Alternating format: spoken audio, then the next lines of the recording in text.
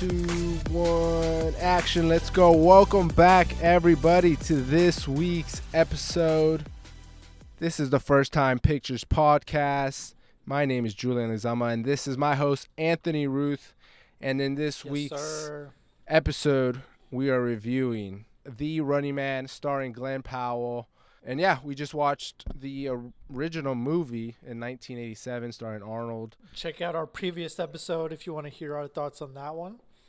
Yes, if you've seen that movie or haven't and just want to kind of hear about it, definitely check that one out. So it's only fitting that we review the new one coming out. But before getting into that movie specifically, bro, I have to talk to you about something. Okay, what? This weekend, I was able to go see Five Nights at Freddy's 2, which I know we just saw the first one, and that's why I told you we needed to watch the first one, because I knew the second one was coming out. But I went into this one kind of, I don't really know how they're going to take it. And, bro, if I didn't watch some of these lore recap videos, the amount of lore that was dumped into this movie, bro, was pretty thick, bro. Like, you need to know some lore to really understand some stuff that goes on, which I had a hard time, like, just watching the movie for a movie and not watching it for the lore and all of that. So at the same part where I enjoyed the lore, like, I had a good time because I knew the lore and I could see all this stuff they're implementing. I feel like for most casuals, it's not going to make, or you'll be like, why are they doing that? Or that, what is that about? And it's because they implement so much of the lore. So I'm interested to see when you eventually watch this movie, how you're going to feel with all this lore stuff dumped on you, or if because you don't know the lore and you're still just watching it for the first time, that the lore that they provide is enough to, give you a clear picture of what's going on. I'm really interested. But for those who are listening and are thinking about watching Five Nights at Freddy's 2, I definitely think you should go check it out. And I think it's a good continuation of the first one. And I'm gonna spoil something. There's gonna be a third. So I leave that as how take that information with what you will, but people of the First Time Pictures podcast, you will be getting the trilogy. I can promise you that. So veto. Anthony thinks he can veto movies. He thinks he can veto. For those that no, I ban you. For those that don't know, we both have one veto. I'm pretty sure we're saving it. I'm either gonna use it on Five Nights on Freddy's or Super Galaxy. Leave a comment down below which one I should veto. It's most likely going to be Super Galaxy Bros. Okay. Well, then I'm just going to request it next week after your veto. That's what I'm going to do. And you know what? Really? Since you're already calling politics. Look at the politician over here. I'm going to make it a goal of mine to pick something that'll literally make you like put your foot down and be like, no. I already have one locked and loaded where I'm like, I feel like this is one that can really get you to use that veto. Like, really consider it. But we'll find out. That I would use a veto? Yeah, that you would use a veto. I would never use a veto here, guys. You heard it first. I would never use a veto. Unless it's some horror movie, maybe. We'll see. You're going to recommend, like, Insidious Chapter 1 or something? The most scariest thing ever? Okay, good. I have a diabolical pick that you would be like, oh, my God. Oh, my goodness. Yeah. Okay. Anyways, I just had to get that out the way that I saw Five Nights at Freddy's. So, I think it's time we get into the 2025 The Running Man, starring Glenn Powell, directed by... What's his name? Edgar Wright. Nice. Let me get my synopsis up, bro. I don't have it ready. It's not common of me to not be ready. Okay. There we go. Okay. Here we go. We're getting right into it. Let's get it. Before the synopsis, before anything, something that just jumped out to me in this recent Google search, bro, is the box office numbers. And Okay. you know, I don't know. Glenn Powell, pretty big name, I think. Like, I don't know how big. I think he's still a little up and coming. Would you say he's like A-lister? Because I'd still Hmm, consider him like up and coming. B-lister on his way to A-lister. You Like know? Timothy Chalamet. Like, would you say they're on the same page? No, to me, Oh, Timothy Chalamet is definitely A-lister. oh, he's A-list already. He made it. I feel Damn. like a normie could look at a picture of Timothy Chalamet and be like, "Oh, that's Timothy Chalamet by name." But Okay. if you Okay. showed a normie a picture of Glenn Powell, I feel like they'd be like, "Oh, I've seen him before, but Okay. I don't know his name." You know, True. he's on his True. way. He's almost there.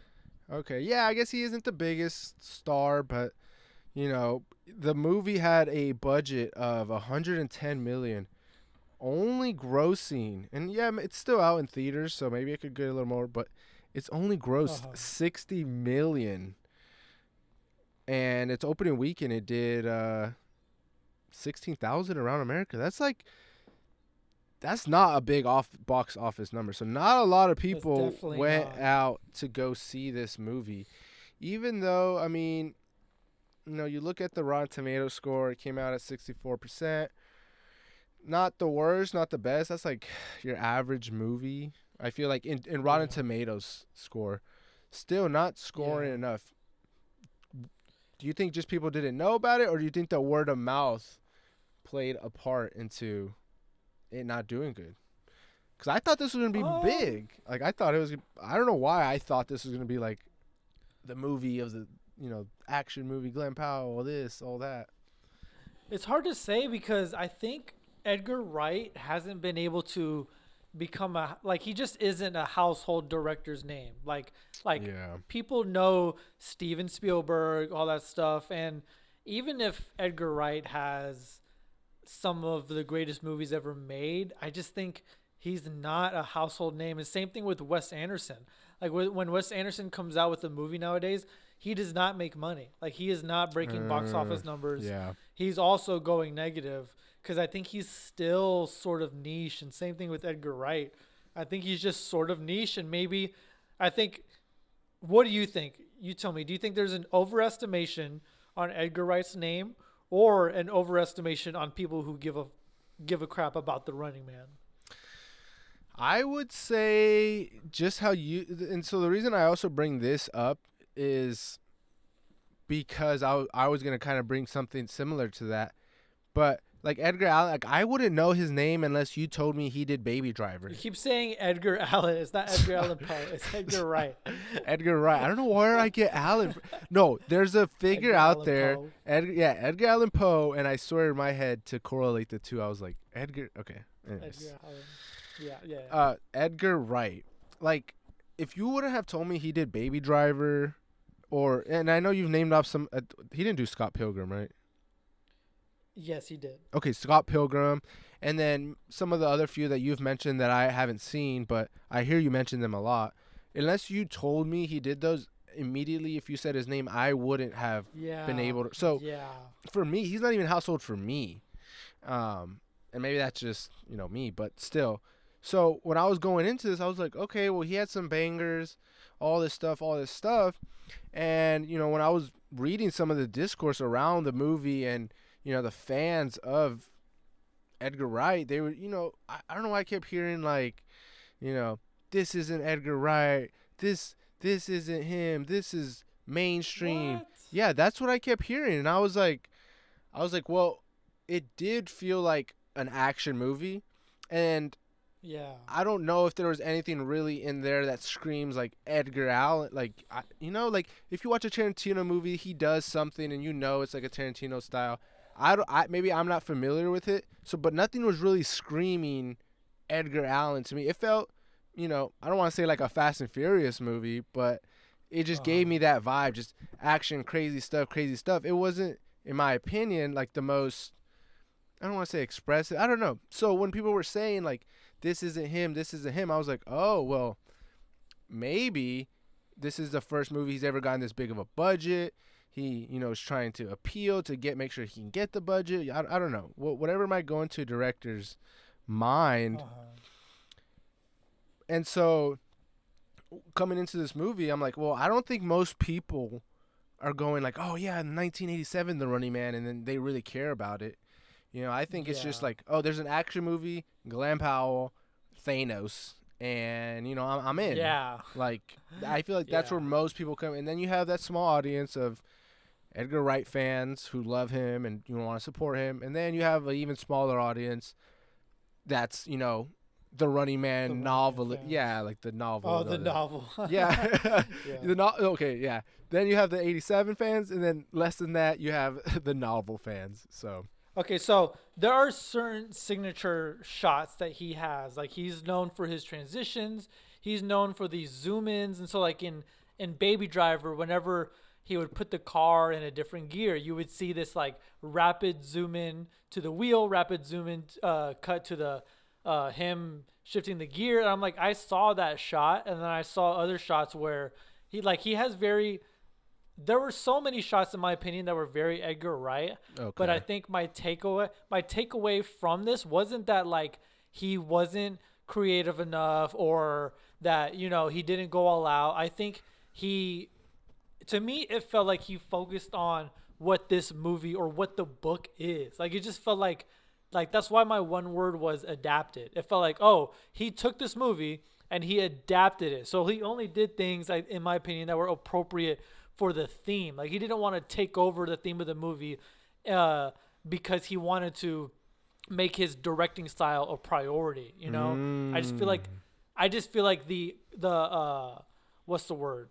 The content, like the material was the priority for him because in my mind, I feel like he brought the material. Like I've never read the book, but yeah. I felt like all his directing choices were great for what the material is like presenting me. Like I sure like maybe you could ask for more Edgar Wright, but I'm not upset if he made the material a priority. I'm happy with it because I had a fun time. So you would disagree with this comment that I heard a lot. Would you disagree with this? That if you took off Edgar Wright's name off the director title and Yeah. slapped any director, that you wouldn't know the difference. That's what I heard going Completely around. disagree. Okay. Completely Really? disagree because even if because they're just saying, "Oh, wow, he's not doing like all these fast, super crazy cuts and all that stuff," but it's like it doesn't mean that any regular director could make a film the way he did. Like those shots where Mm, his face is looking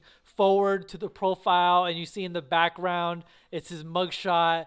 There's still so many creative like ways that this film was directed, but just because it wasn't his staple like signature cuts, that doesn't make it not elite. Like you can't, not every director can make a movie directed as good as this because excuse me, because if that were true, then the Fast and Furious movies would be on the level of the direction that this movie was. But I think this movie's like the direction and at least the aesthetic, the art style is above like a regular mm, blockbuster, in my opinion. Like it didn't, okay. it wasn't average to me. Okay, so you going into this movie, he's obviously your favorite director. Like, are you Yeah, thinking, okay, this is like in your mind, do you have a picture? Okay, this is what Edgar Allan's known for, and these iconic shots and Edgar all. Wright. Edgar Wright. He's known for this and that, and you're going in like ready for that, or are you just going in? This is just my favorite director. I'm just gonna go watch his movie. You're not really looking for, Mm, or did you have some of that going in? Then did a part of you know? Okay, I know he's known for this and that. I'm expecting this and that, and then did you receive everything you were kind of expecting? Because I think that's where the I discourse think comes from of saying it's not Edgar Wright enough. If it's not up to par to say like Baby Driver or whatever it might be, where he had those like yeah. iconic shots. Well, the thing is I think like for every movie he tried to do something new. So like Shaun of the Dead, Hot Fuzz, The World's End all have an extremely similar art style because they are a part of the same exact like trilogy, Oh, really? And so yeah, like they're part of a comedy trilogy. So they're Okay. all directed the same. And so like when you watch Scott Pilgrim, right?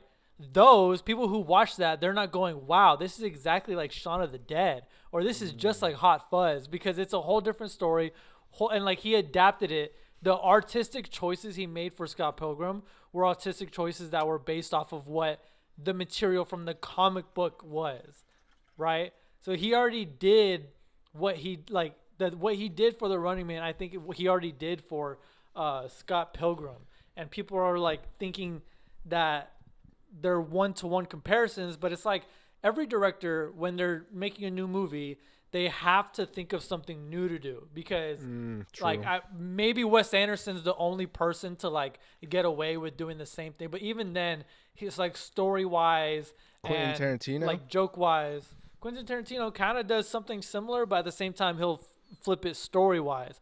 Edgar Wright has always switched it up directing-wise. So like for Baby Driver, he thought, oh, one thing I wanted to do that's brand new is like making everything timed to the music. And there was a scene in this movie where he timed things to the music. So like, oh really? Okay. He had like when he's first being chased in the hotel and they start shooting at him when he runs down the hallway and jumps in the elevator, you hear the doom, doom, doom, doom, doom. Like the way the shots are bouncing off the walls are in beat to the music. Yeah. So I'm like, there's literal shots where he's still giving you like things that people are a fan of, while also just being faithful to the source material. But I don't know. Like, of course, it wasn't as much as all his previous stuff. But I just don't feel any negative way towards it because I'm like, it's a different movie. He can do something different. He doesn't have to like stick to everything he's done in the past. Okay, because now I see both sides, honestly. Because before, when I was reading all of that, I kind of was like, I mean, I don't know. I didn't. You felt like he didn't show out. I don't. But again, I don't know. You know, I've only seen Baby Driver. Yeah. And I've seen Scott Pilgrim like once. And I like Scott Pilgrim. I like the vibe it gives. Yeah. And so I didn't know anything. And yeah, when I left, I wasn't like, yeah, there was something crazy done. I just felt, yeah, that was like an action movie. But like you said, he did some notes, some nods maybe to some of the things. But it wasn't like his main focus, because his main focus was like, let me make a film about, you know, corrupt government, rigged systems, you know, inequalities of the world. So he was like trying to put that message front and center. So it's like, yeah, I can see both sides, but maybe I think going in, the fans who made that discourse are also like, you know, the people we talk about. Wow, if he was actually mad, he should have showed rage this way instead of the way he showed rage. Like, you know, like, you know, the people who just comment like the most obscure things. Maybe that was the fans, but you know, I get it if you're a fan and you maybe have some recent films that you've seen and you want to see more of that. And then, you know, you go into it and it's like, like, I get it. Maybe I don't want to hear the most political message right now. Like, I just want to go watch like a nice movie, and maybe people don't know it's about politics. You know what I mean? Like, it could be a whole discourse of complaints that people might have, and not so really the fault of the director. But that's why I wanted to get your opinion, to see what you felt going in and afterwards of like, because that is one of your top directors, so I feel like it's valid to ask you. Yeah, like it's not, they're not wrong. I just think like any like negativity towards it, I don't think is justified, because like with Scott Pilgrim, that is like the source material he's given.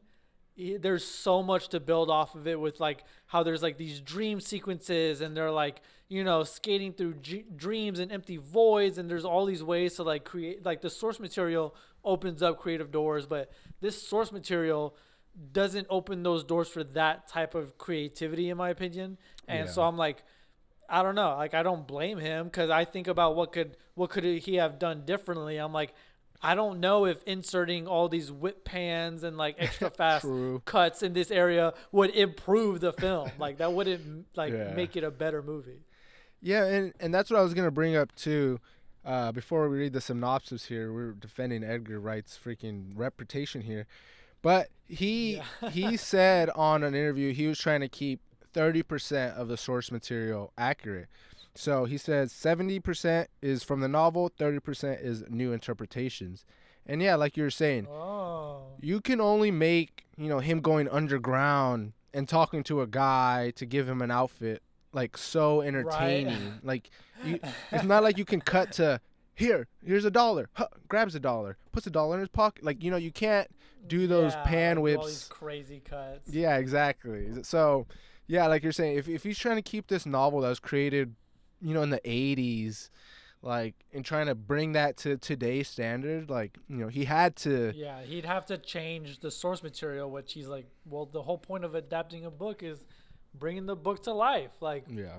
we already got some crazy dream interpretation from the 90s, like some wacky out of this world shit. Like, that was already done with the first Running Man. Yeah. Now just stick to the book with the second one. That's what he said he was going to do in the beginning. Like you just said, he literally told everyone that that's what he was doing. And yeah. Nice. Why'd you do what you said? Don't worry, Edgar. I know you're listening to our pod. We defended you. Edgar. We're stands. Return our call sometime. Return our text messages. Come on. But all right, The Running Man 2025. Here we go. In the film's society is deeply divided, with a ruling elite maintaining power through fear, surveillance, and brutal entertainment. The most popular show on television, The Running Man, is a ruthless competitive where so-called runners must survive 30 days while being pursued by professional killers, with the entire ordeal being broadcasted live to a bloodthirsty public. Desperate and working class, Ben Richards signs up for the contest, motivated by one thing: that he needs money to pay for his sick daughter's medical care. What begins as a last-ditch attempt for survival quickly becomes a violent televised spectacle. So that is the premise of the movie. A little similar to the 1987 one, where it's a man being broadcasted having to face, really ruthless game Different conditions hunters. and different hunters. But what this movie does that I think makes it way better than the 1987 is the fact that you're fighting in like a big zone. They're designated to something that's called the danger zone, which is where contestants must stay. But it's better than just some arena, some dark little thing. It's like, you're in the world now, and then the people are involved, which makes it even crazier. Like, you're running anywhere, you have to watch your back because these people are televised. But yeah, before we get into all the details of the game, we're introduced to Ben Richards, desperate father, very pulls on the heartstrings, This is what I was going to ask you, though. Yep. Ben Richards as a character, though, Glenn Powell, like, how'd you feel about him throughout the whole film? Like, was he believable? Was he too much? Or like, what were your feelings for him? I absolutely loved the fact that he was just crashing out all the time. Because, like, relatable, that's or something what? Yeah, that's something Xander and I talked about. Because sometimes, like, you think about the way sometimes people in society are so sedated. Like, there's horrible shit happening, and they're so used to just seeing so much and overloaded with awful stuff happening all the time that there's so many people who just genuinely don't care. And he seemed like a guy who was like, who just can't like ignore everything that's like effed up happening in front of him. I'm like, bro, all this rage for stuff that's going on is so justified. Like, having people just cheer on someone being hunted, and he's the only one who's like, are y'all not like seeing how insane this is? Like, it makes you, there's a lot of people in society even today who like, end up getting so frustrated and just crashing out all the time. And I think that's a reflection of people who do live in that society, because there's people who are sedated, and then the people who aren't sedated, like, it's not just like, oh man, this sucks. Like, it's infuriating. And I'm just like, I love his untethered rage. Like, whenever they swing that electric baton at him, he just grabs it and he's like, angry, gritting his teeth at them. Yeah, I'm like, that's so badass. I love that he's just angry all the time. I loved it. What about you? I mean, Glenn Powell as an actor, like, I was finally happy to go see a movie with Glenn Powell, because my sister, he's also like the lead, right? Like, and my sister loves Glenn Powell. Like, she's always talking about how dreamy he is. She loves his acting chops, specifically. No, she loves him for his good looks, his blue eyes, his blonde hair, his giant abs, that bubble butt that was on the screen, bro, for too long. Bro, Valerie turned to me when he was wearing that towel. She's like, did you see like his balls? I was like, looking at his balls, and I was like, close your eyes. Yeah, I was like, close your eyes. Glenn Powell, bro. Nobody's safe. Nobody's safe from Glenn Powell, bro. Nobody. I wouldn't blame him because in this movie, like, he showed his freaking range, bro. He's a father. He was a hardworking man that stood up for others. He fucking stood up to the system, bro. Like, bro has it all. He's fucking ripped. Like, Glenn Powell in this movie, like I said, I haven't seen any Glenn Powell movies. At least, yeah, I don't think so. And so I was excited to just see what he was about. And I like actors that have range, if that's the way to put it. Like, where they're not the same character throughout. It's like, I play some of this, I play some of that, and it's like, and it all still feels like that same person could be feeling all these emotions. So I was like, okay, Glenn Powell, like, I put you up there, like, respect. So that very different vibe. They could have boiled him down to just a charismatic, like, hunk, and everything goes his way because he's the handsome guy. But it's really, his handsomeness didn't come up at all. But like, take Arnold Schwarzenegger. They're like, yep, you're just going to be a buff action guy again. You're just a buff dude. Dig to the chopper. Like, that's all he is. Yeah, I'll be back. Only in reruns. But, so yeah, that's what I want to talk about. Just Ben Richards, we get introduced to him. He's trying to provide for his family, and that's also something that probably touched a bunch of people's hearts. Like, that's as relatable as it gets. Like, what extents wouldn't you go to, like, make sure your family's provided for? Which, again, Glenn Powell as Ben Richards, I was like, wow, like, he's like, fuck it, I'm gonna do it for my daughter. Like, I think I can do it, and I think I can go all the way. And it's like, damn, like, would I do it, bro? Like, what do you think? Would you sign up for Running Man if you were in those situations? Like, hell no, because I know for a fact they talked about the three people. They talked about the three people. I would be the guy who goes to McDonald's. They're like, oh fuck, and then I get shot. That would be me. No. Okay. Yeah, I would not be making it out. Okay, but think about it. What about the other game shows? Because they showed he was doing some other game shows first, and I was like, hey, I'd probably sign up for those. Like, I'd earn my little, right? But not the Running Man. Yeah. You're not doing the Running Man though. Definitely not. I'm not making it past the first day, bro. What if you get the contract though? What if you get the contract on day 28, bro? Bro, I'm not 6'2", 190. This guy is 6'2", 190, shredded, ripped. Peak performance, everything. Like, this guy had everything male going performance. Yeah, peak male performance. Yeah, I mean, honestly, I don't think I'd be I'd probably be just how you said, the McDonald's guy. Yeah. I'd take. Oh man. Dang it.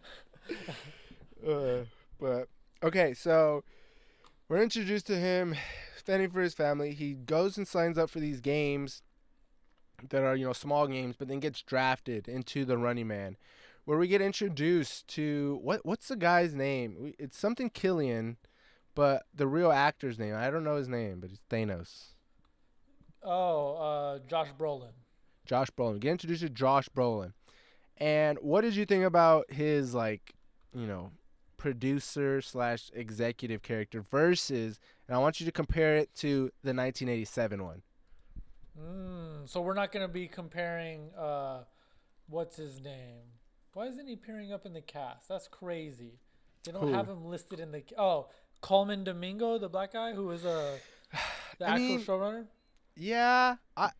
The reason I don't want to compare them is because they're kind of two different characters. One guy they split that one character into two. Yeah, exactly. That's exactly what they did. So I guess we could talk about him too, but I really want to compare Josh Brolin's character because he did play that role in this movie like that other character did. Yeah. Did he seem like, yeah, you're a douchey guy, or was he kind of like, because he was like more serious. He seemed way more about his business. Yeah. Like, it wasn't too showrunner one face and then evil guy on the other, and he was just like always Yeah. kind of evil. I definitely think the original guy just seemed slightly more believable, and even though that whole movie is less believable, that character seemed more like, oh yeah, there's probably a piece of shit who acts exactly like him. But Yeah. Josh Brolin's version, I'm like, that's a movie version that I can't imagine, you know, that just doesn't seem like a person that would actually exist. Like maybe someone who does the same things, but the way they like present themselves, like he didn't present himself as like an actual. I don't know. I felt like I said, the original was someone who exists right now, like who's in charge of like Disney doing all that stuff. Mm. Yeah, that's exactly what he was. He was just a Disney executive. That's all he was. Yeah. He wasn't the face. He was just some guy making decisions behind the scenes. Yeah, some executive sociopath. Yeah, so I mean, I definitely agree with you. I like the other guy better. Yeah. He's just more fun. And this like, not that I don't see him as Josh Brolin and freaking Thanos, but like he talks like this, and he's like, yeah. there can only be one. And it's like, bro, you use that same voice already. Like you gotta switch it up. So Yeah. So I'm right on page. I really wish they would have made the same guy both ends of the stick, so that way he's beloved by everyone, but then also in the background because the other guy, he's still beloved by everybody, even though he's a part of it, but he's not like the decision maker, which in the first one, the host was like the decision maker, so he was like two sides of the same coin. So, when he gets thrown in the freaking arena, it's more like, oh shit, like everyone knows who you are, versus like, when they get exposed, it's like, who is that guy? Like, I don't know. I did like Coleman Domingo, though, the guy who was the showrunner in this one, right? He had a lot of charisma. He, brought it. He brought it. Like, he showed up to work, like, he showed up ready to work. Like, he was really smooth. He was very smooth. Was. I really liked his character. What? Yeah, I actually started laughing because I was like, oh, what does his clause say? He has something in his contract? And he's like, it says, fuck you. I was like, oh. Like, he actually got me. I was like, what does it say? I thought he was going to have some Uno reverse card. Yeah, but he just gave him the middle finger. You thought he was going to say, like, in section 4.1b, it states that. Yeah, like, I'm able to leave the show. But then he's like, fuck you. I'm like, oh. Like, he got me. Yeah. But, I mean, yeah, that guy was definitely fun, cool. If they would have made him the bad guy, I wonder how that would have gone. Because what is he in? Is he in some other things? I was looking at his IMDb. I'm like, bro, you seem so familiar. You're super charismatic. But why does it feel like I haven't seen you in anything? Yeah, I don't know. Yeah, I don't see anything that I'm familiar with. Yeah, I mean, okay. I know him from The Walking Dead then. That's where I've seen him. Ah, okay. It says he was in Wicked too, but I'm not sure. Oh, and he was in Euphoria as well. So, a few things I've seen, but still, I thought he would be like blockbuster big from how familiar he was. Same. But yeah, so we get introduced to that guy, Killian, Ben Richards joins the show, and then that's when we get that first scene. And this is something I was like, dude, I hate this rule about the game, where you have to put it in the mailbox. I was like, oh, I hate that rule. Like, it just annoyed me as a viewer, bro. I was like, I don't know why, but that's so annoying. It just felt like, so every time you put it, they're gonna go, oh, look, he sends it from here, he's over here. Like, I didn't like that here. Either. I don't know I was like, if that's why you didn't like it. Yeah, that's why. Because it's like, hello, I'm over here. Like, yeah. And then it made no sense because he could literally pre-record it. Like, he didn't have to record it on that day. So I'm like, if you could pre-record it, just send them all at once. Like, you don't, like, why are you, I don't know. It didn't make any sense to me. So this is where he's in the hotel room, and we get the freaking towel scene. We see his abs on screen for like 10 minutes straight, I swear. And then we get cheeks in our face, Glenn Powell, eye candy, making the woman's Of time course. worth coming to watch this movie. Right. And That's why Valerie, when we got out, she's like, "It was so good." I'm like, "Okay, babe, I want to go watch it again, babe. Yeah. I want to go watch it. We can leave after the 1 hour 24-minute mark. Yeah, right. After that scene, okay, I'm good. Yeah, babe, it was good. It was good. So, bro, this is what I hate, and I'm gonna go on a rant here, bro. This is my biggest pet peeve in the world. When a character meets a random character, and that character is like the most powerful being ever. Like, I don't know why that annoys me, because I mean, I get it. Which character are you talking about specifically? I'm talking about right after this scene when he escapes, what are they called? The people who assassinate? The What are they called? hunters. The hunters. When he escapes the hunters, blows up the building, he's running out, and he runs into that little boy. And that little boy's like, "Oh, you're that guy." Oh, we And- just so happen to be the leader of the underground.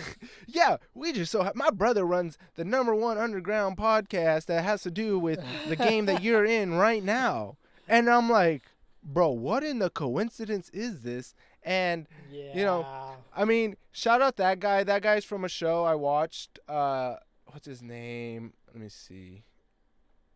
The brother of that little brother's name's Daniel Yeah. Bradley. He was in that show All American.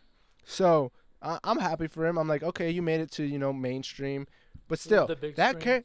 that character runs he runs into that. That's like the best guy you could meet.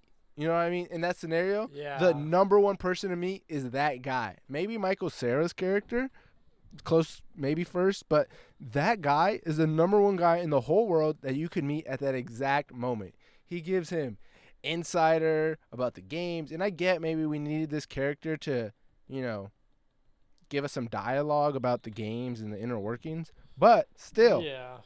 like, bro meets his freaking golden goose, and I don't know. I hate stuff like that. It irks me, bro. It's like, I can't even disagree with that. It's like a very, very big coincidence that you guys run into each other. he gets taken to his secret hideout, where I think the funny one of my favorite scenes where I just laugh so hard. I love when they do the AI stuff. So like they edited what he said to be like a very Oh. condescending message, and the mom's like, if her son isn't the underground guy that knows that they fake stuff, and that's your son, and you still are believing what's on the Right. news, and then you hear on the news that is fake say something about a guy that's in your house, and you believe it. I'm like, bro, what? That made no sense to me. I started laughing because she was like, "Get out of my house." I was like, "No Like, way, what? lady." You said that? The people I can't who believe the people who AI edit things? No. I'm a hardworking mother. I can't believe you would say that about me. Like, bro, your son runs the anti this, and you believe. Yeah. I was How like, are you no. not with it? Like, how are you so Get with the program, so lady. gullible. That's what I was saying. Right. I was like, no.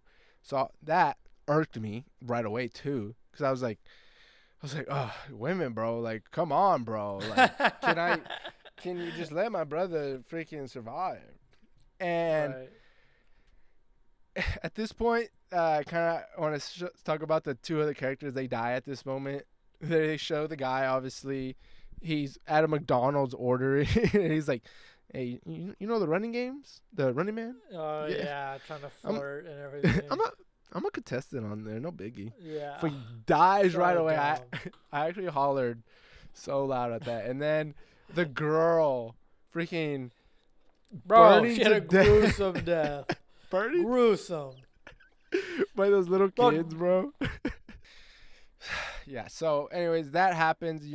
He's at the house of this underground guy, and his mom finds out. They get kicked out. He has to make a quick run, and they're going to Michael Cera's house, which I don't know what his name is. But they run into him. He has like a secret hideout. He knows everything. And then, I really like that scene where they're like chasing through the house. Yeah, it was a little corny, but like the mom starts tweaking and she's like, "You're the Running Man." And then, why do they have a call the Running Man cops button in their house? I don't know, but they had that Right. in there, call the police button for some reason. They had that ready to go. Press this button in case of Running Man. Yeah, like, Type of why, button. bro? You're against that. What are you doing? Break this glass in case of Running Man. Yeah. Wait, does this happen for? I don't know the sequential order. Tell me. I'll tell you. But Michael Cera gets fucking domed, and I'm like, damn. Michael Cera goes out like that. Yeah. That's like the very last thing to happen. Yeah. But then, does this part happen next where he gets confronted by the actual people? And then, the TV show, he's like, kill him live on air. Does that happen right before? Kill who live on air? Kill one of the hunters. Remember? Oh, that's on the plane. No. Remember? Oh, no. Live on air, that's in the cave. And so that's also when Michael Cera's been stabbed. So that's before they leave. So, like, he shoots the camera and then he leaves. But that part is where I was like, damn, that's crazy. Like, that he was like, hey, we need to make this a show. I need you to kill him live on air. And a part of me was like, damn, is he going to do it? Like, I low-key thought he was. I was like, dude, he's about to send a message, bro. And so that part had me, pretty tense. But then I think this is where the movie loses me, to be honest, this next part. And this is what I want to talk to you about. He kind of figures out this is all a game and that the government manipulates the outcome of these games. And this is where the plot was kind of, I think I got zoned out and I kind of was not following.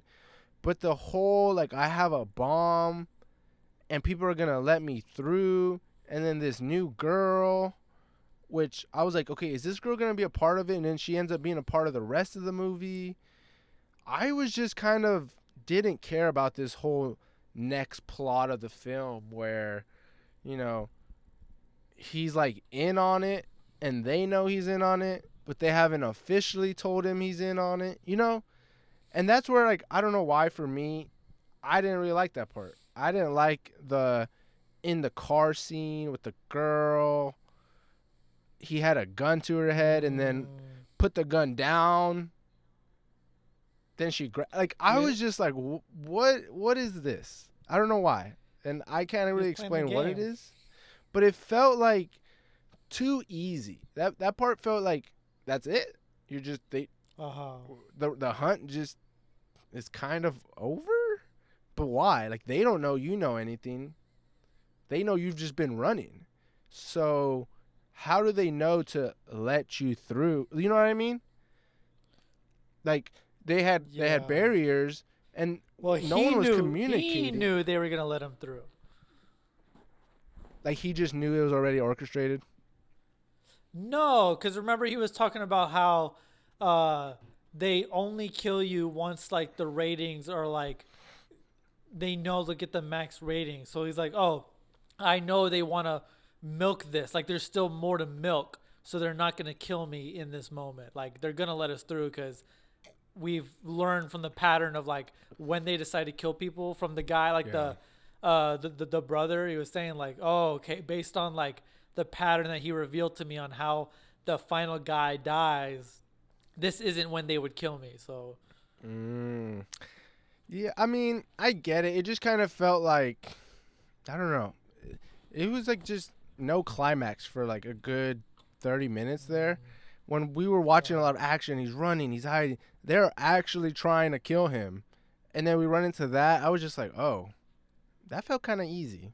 Like, yeah, he learned all about that, but I don't know why that section just, I was not really that interested in. Like, once he got on the plane, he was faking the bomb, stuff like that. I don't know. It was kind of starting to lose me there a little bit, and it does pick up once they get back on the plane. Like, I got really invested into it again, but that whole in the car section, just monologuing, you and your scarf, felt like way too on the nose of, like, I get they were trying to be political, but saying, like, your scarf caused the amount of medication that my daughter, and it's like, not that that's like talking points, but it felt like too on the nose, and that's where I felt that these scenes were trying to be, and not too much about like the actual Running Man show stuff.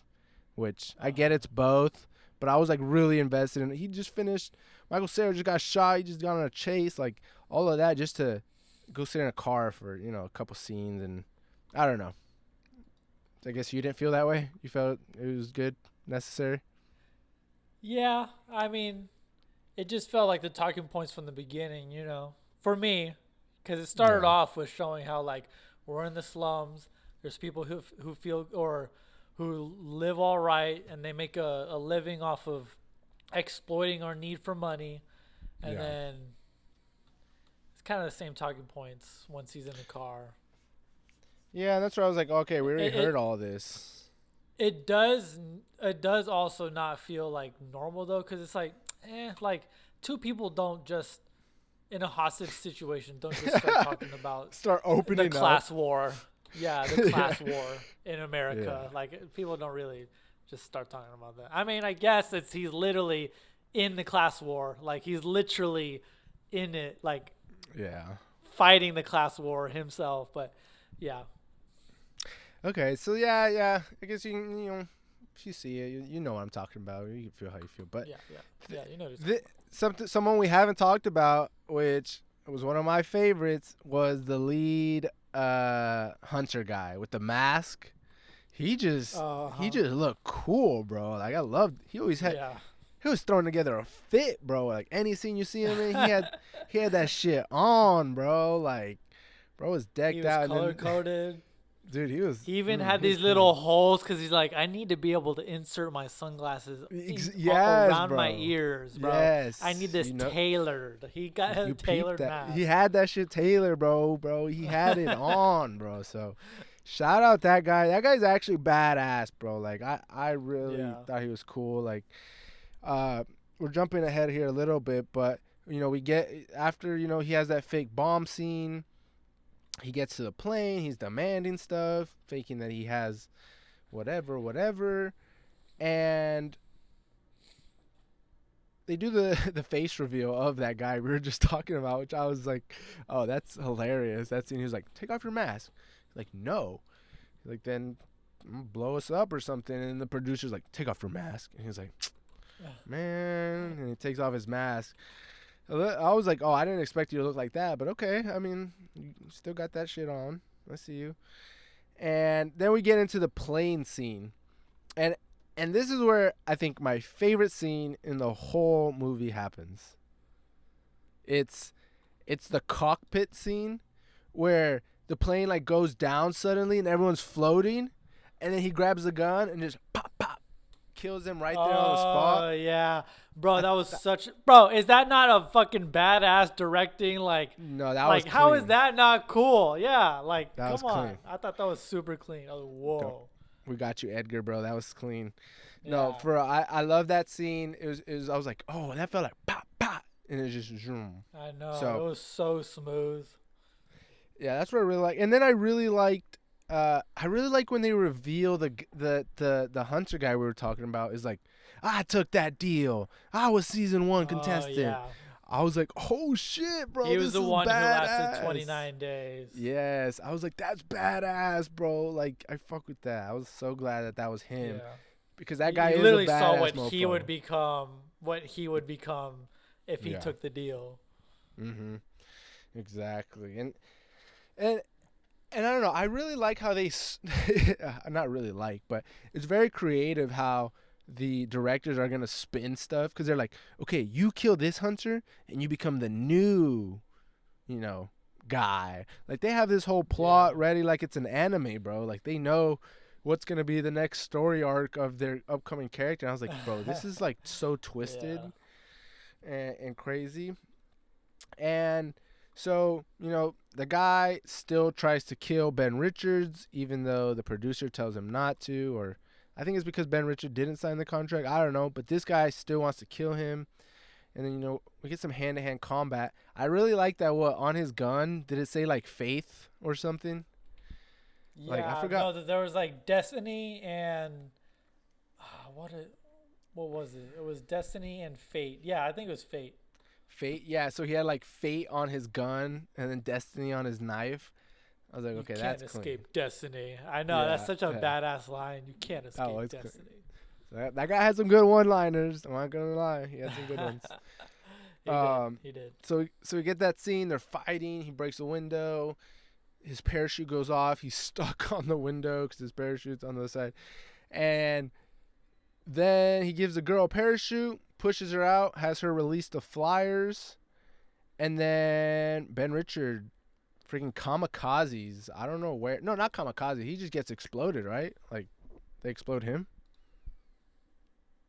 I'm pretty sure that's what happens, right? Yeah, they explode him So because they wanted to frame him like, oh, we had to shoot him down because he was the one trying to drive it into the building, so we had to kill him. So that's where I was gonna ask you. So does that mean at the end that the producers kind of got away with it? Like, did they clean up the whole act?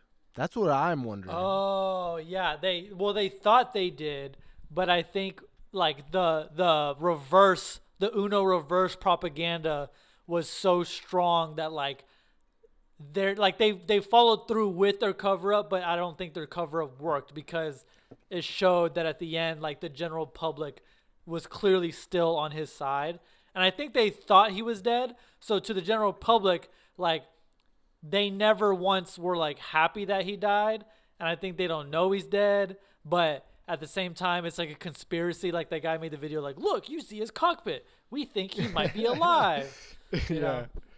Because So, then yeah. at the end, that's so after the plane explosion, they frame him as dying. There's a scene at the end where Glenn Powell's character comes into the movies and like has like a gun to Josh Brolin's head, right at the Yep. end. Yep. Okay, so kind of the propaganda against them did end up winning. Yeah, it backfired, and then he just like he said that he was gonna come back and burn that place to the ground. I was like, I love a little note from the studio. I love a bookend, Love a bro. good bookend. I love a bookend. That's a great bookend. That episode of the bookend, did you catch the bookend in the episode? Was it the car? Them driving, because it starts with them driving and it Oh, ends with them uh-huh. driving. Yeah, I was like, such a good episode, bro. Like, yeah. okay, sorry guys. It's from the show The Studio. Yeah. If you haven't seen Go it, watch the studio. go watch it. Go watch it. But but that's yeah. pretty much the whole movie there. So he comes back. Personally, to expand on that, I just did love the bookend. I'm like, I love that the family lived. Like, thank you for Yeah. just giving me a good ending. Like, I'm walking out of the theater in a good mood, bro. Like, Nice. that's all I wanted. I appreciated that. Definitely good bookend. So that's how it kind of ends, like you said. I love the conspiracy theory guy, that guy who's running the show. So funny. He's on it. And so it kind of ends like that. Before we get into reviews, though, can I just tell you some of the similarities and differences from the books? Yeah. Okay. Go. Rapid fire. So, big similarities is the theme. They have that dark, bleak, dystopian feel. Dystopian. Yeah, and so they kind of did that in the book. They kind of did that here compared to, the other one. Yeah, they had that, the 1987 one. Yeah, they had the dystopian feel, but, when you're in the arena, it doesn't feel as, crazy as the real world. So that was kind of the main thing. Similar, Ben Richards in the book, he's a poor father who needs medication for his daughter, compared to the 1987 movie where it's just some guy gets forcefully put on the show. So that was a big similarity. In the book, though, which I thought would have made it kind of interesting, in the book you're able to go all around the world. So you can go any city, any state, versus in the movie they had something that's called the danger city zone. So you're only allowed to be in those one areas. location. Yeah, so I mean, still kind of, but still kind of not. And then the major difference, which I don't know if you would have liked for them to do it. Personally, I think I would have liked it, but in the book, he actually does die at the end. Really? Yeah, he actually, I think, flies into the building So Oh, and does he kill the producers, or does it just end like that? I don't know if he kills the producers or whatnot, but he actually dies. And I was like, damn, like, would I feel like I would like it because it's like, bro, really cared for the cause. But then a part of me was like, he wasn't that part of the cause. You know what I mean? Like, he just found out about the cause. He just wanted his daughter to get. Yeah, so I was like, okay, I see both sides. But if he would have died, I would have been like, respect. Yeah.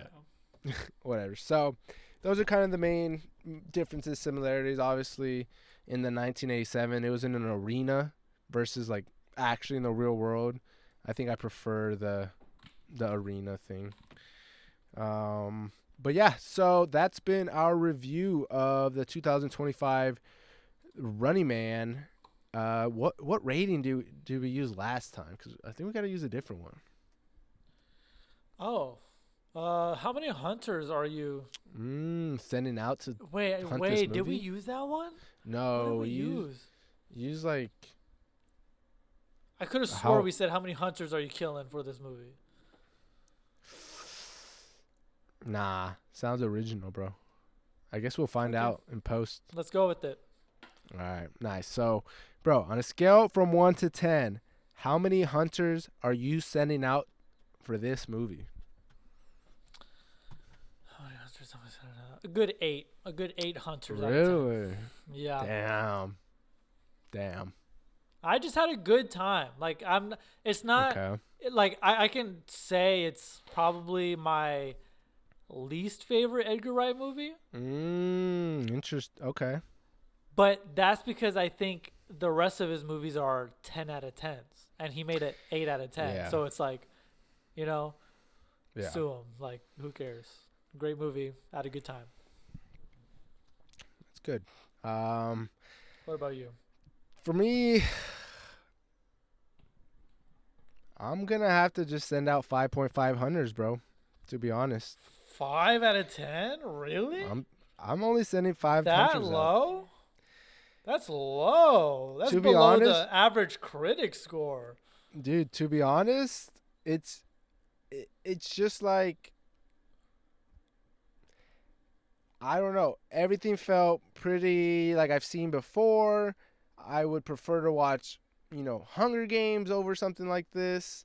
If it's taking place in like Really? dystopia world, I feel like Hunger Games just kind of did it better. Like it didn't need this sci-fi element to it. You can keep it. I know Hunger Games had it, but like this made its whole jive about it, and it was just kind of like didn't seem realistic. And like I was like I was fine with the Arnold one. Like even though the Arnold one was not comic accurate, it still had all the same themes and everything that this movie had. It's just like, okay, but now we actually did what the movie did, what the book did, even though that other movie has the same things. It's like, did I need the remake? I don't know. Would I recommend this movie? Bro, they're so Probably wildly not. different, though. They're so wildly different. I mean, they're Didn't just talking do it about again. They're talking about political corruption, talking about how they control the media, how desperate people go for money, and they kind of re-showed that just twice, and then they just expanded on it, and that's where I was like, it's not bad. But the actual plot, though, like the actual plot of what happens is completely different. I mean, sure, but like, this sums up both movies in one. Man goes into games where people try to kill him and has to survive these hunters. That's like, that can describe both movies. And did I need a remake to say that? I don't know. And it's not me being like that movie is bad or anything. It's just like, when I was watching it, I was like, like there's nothing like. Well, the remake wasn't because the original had a different meaning. What do you mean? Like, they didn't remake it thinking, oh, there was a different meaning in the book that we're going to do. Exactly, and that's where it's just like remakes, they already are like something I'm not the biggest fan of. Literally if you're every hunter was different. Every sequence But of the events premise was different. was the same. Every character. Yeah, but you knew that going in. Did you expect Exactly. did you expect they a could different elevate premise? elevate the material. It just felt the same message was given back to me. Like, I didn't leave the movie like feeling maybe anything different about the political corrupt government that I did from the other one. And yeah, it's the same thing. And that's why I did rate it where I rated it, because I love the action, I love the actors, but like as like a movie that I would go recommend again to somebody, would I recommend this movie? Like I don't know. I didn't think it was like the craziest thing, and that's why I told So you. you'd rather recommend the first one than this one, because you're giving this one maybe even a lower or the same rating as the first one. Change your rating. I'm just kidding. No, the first one is like very different vibe. It's very hard to say I would recommend that one over this one, but it's like, maybe you'll laugh a little more in the first one than this one. Like I don't know, and I'm gonna stick to it because I love the action. I think Glenn Powell does good. I love some scenes I thought were cool. Some coincidence stuff was happening, which was whatever. Some of the plot lost me again, which is whatever. Maybe it's just me. But, yeah, I'm going to have to only send 5.5 hunters. And I'm going to save the rest for a more worthy opponent, if you know what I mean. You hear that, Edgar? Edgar, I didn't give you a 5. Wait. I know you're listening. Wait, Edgar, wait. Edgar, you know what I mean, Edgar. You know, you Edgar. heard him. Heard him. Edgar, you know where I'm coming from. You know. He called you Allen. He called you Edgar Allen. You can't even get your name right. Poe. No. But, okay, so with that being said, this final episode of the year. Yes, sir. Yes, sir. It's been 30 episodes we've recorded and posted. So, I mean, Damn. shout out to anyone who's listened to one episode, honestly, because we appreciate y'all. You one is what keeps us motivated when we see that one play a week. It's for you. So just know you keep us pushing. And 2025. Oh, no. 2026. 2026. We will present season 2 of the First Time Pictures podcast with much more content to come. So you thought we had a lot this year. I kind of have a movie. So you remember I said that there was a movie from a big director coming out December 25th. Do you want me to name drop it, or do you think I just need to tell the audience like, yeah, we're gonna be doing a real good one for the first one of the next season? Wait, I know what it is. No, you don't. What is it? Say it. What is gonna be the first episode of the First Time Pictures podcast, season 2? 2026, because is that what you're saying here? I want to know. I want to know what your guess was. Was it Avatar? Hell no. I thought it was gonna be Avatar, bro. Okay, but we gotta do an episode on that one though. That's true. Okay, we'll still do an episode on Avatar. Okay, but there's one coming out on December 25th that if you know, you know. What is it? Do you want me to say the name, or do you want to just like surprise them? Oh, now let's tell them so they can like be eagerly waiting for us. Okay. So they could go see it too, you know. Let me see. I forgot the name already. It was called It's called. Okay. No, it's called No Other Choice. I'm not gonna tell you. I'm not gonna reveal this, bro. But you've seen this director's work. This movie's called No Other Choice. You've seen this director's work. I don't know if it's going to be the same vibe or anything, but I am so excited to see this movie. Like, so excited. Okay, so you don't want me to look it up is what you're saying. No, I literally saw, I was like, what is this IMAX movie that they're doing an early access to? Why does it look so interesting? I Googled it. I literally saw the director's name. Then I closed the tab. I'm like, I don't want to know anything else. Director's name, I'm going in blind. That's all I want to know. So what's it called again? No Other Choice. It comes out on December 25th. No Other Choice. Interesting. Okay, well, I got to get my tickets then. Yeah, that one and Avatar will be our next episode. So we'll talk about those two. Nice. Okay. So, I mean, since this is our last episode, bro, I'm going to I know we're taking a little long, but slight thing. If you had to say What was your favorite movie that we reviewed this year, and your least favorite movie that we reviewed this year? Least favorite, Super Mario Bros. Easily. Shut up, bro. I know Easily. You're trying to rage bait, and you're reverse not, raging I'm bait. not. You're I'm not. making me mad by how dumb your answer is. Like, that's reverse. You're not rage baiting me because of what you said. You're rage baiting me because I'm like, I can't believe you think that's like actually a good answer. That's how bad your rage bait is. I liked My Life as a Zucchini more. I liked Ghost Rider more. I liked Solid Ace Ventura picks. more. Okay, I mean, if you're trolling, I guess I'll take that answer. What was your favorite? What movie that we reviewed this year would you go ahead and recommend to anybody? Or Probably favorite? my favorite movie this year that we reviewed. Not because I think it's the best movie this year, but clearly the most excited was probably Superman 2025. Like I have never been more hyped for a movie than I was for that one. Like That was good. yeah. We were about definitely you? hyped. That was a good time to be alive. Superman 2025. Least favorite, My Life as a Zucchini.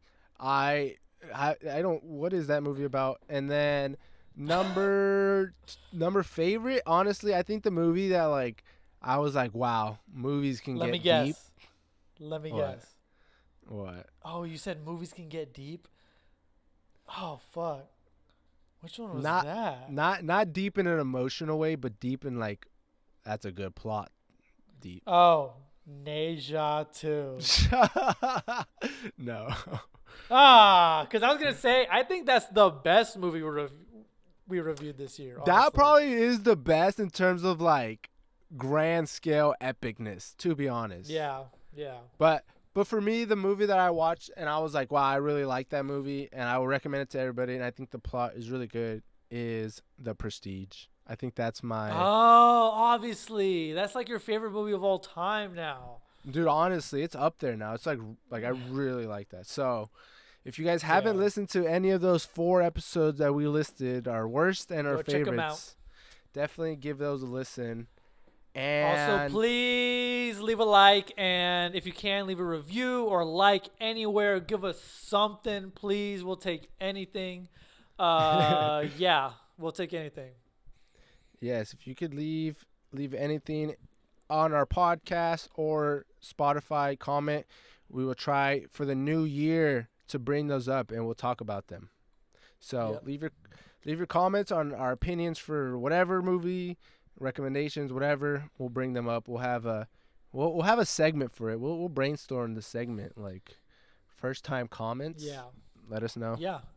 Oh, also, if you have any words on any movies that or any movies that we reviewed and you would like to say your own opinion, we will gladly read out if you agree or disagree with either one of us, and we'd love to hear your Yes. opinions as well. So We'll tell you how wrong your opinion is on whatever Yeah. take you have. Don't worry. we'll tell you how wrong or right you are. So, yeah, to a successful year, my brother. Let's go. Let's We go. made it to 30 episodes where only 1% of podcasters make it to 20. We have gone above and beyond. Shout out us. Shout out to our listeners.